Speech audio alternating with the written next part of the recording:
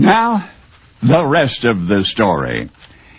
I'm going to introduce you to a physician named Arthur, who might otherwise be referred to as Dr. Failure.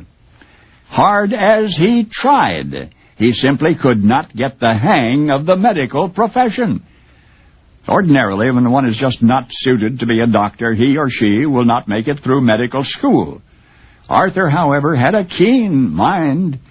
He did quite well in the academic side of medicine.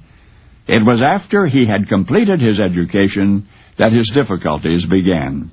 For example, in October of 1890, he traveled to Berlin. He'd heard of a Dr. Koch's claim to have discovered a cure for pulmonary tuberculosis. For weeks, Arthur learned all he could about lungs. Somehow it only inspired him to become an eye specialist. All right.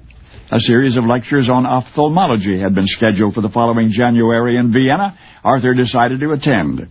It was only after he got there, after he was sitting in the lecture hall, that British Arthur realized the lectures were in German.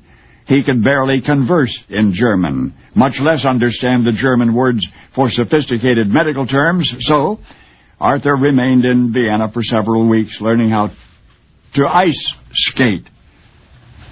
And when Arthur returned to England, he really earned the title of Dr. Failure. By now, it was late March 1891. Arthur rented a small apartment at number 23 Montague Place, London's Russell Square. The private office he chose was located only a few hundred yards away at number 2 Devonshire Place. For years, Arthur had looked forward to this private practice. His office's Devonshire Place address put him in the midst of London's most renowned, most respected physicians. Specialists whose names Arthur had known all of his life were now his neighbors. And as a doctor, Arthur felt certain he had arrived. So he hung out his shingle. He waited. Nobody came. That was the first day. After which Arthur went home and told his wife. Both had anticipated a slow going at first. They had known that it would take time to establish a new practice and to build the confidence of neighborhood patients. But the second day was like the first. Nobody visited Arthur's office, not a single patient. That evening, Arthur's wife asked if the plate with his name on it were clearly visible from the street. Well, Arthur checked and assured her that it was, his name and the designation of his practice, consulting oculist. Nobody who had passed that door could ignore the presence of an eye specialist. And yet it just seemed that nobody cared. Day in, day out, Arthur walked from his apartment to his office, arriving at 10 in the morning, remaining until 3 or 4 in the afternoon, and weeks went by, and still Arthur failed to attract a solitary patient. Arthur was Dr. Failure, almost as though he were destined to be disappointed in the field of medicine.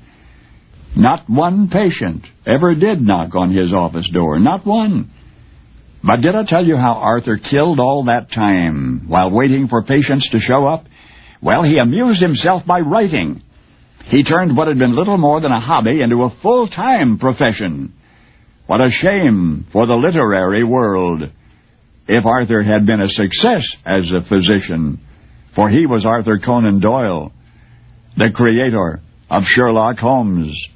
And now you know the rest of the story.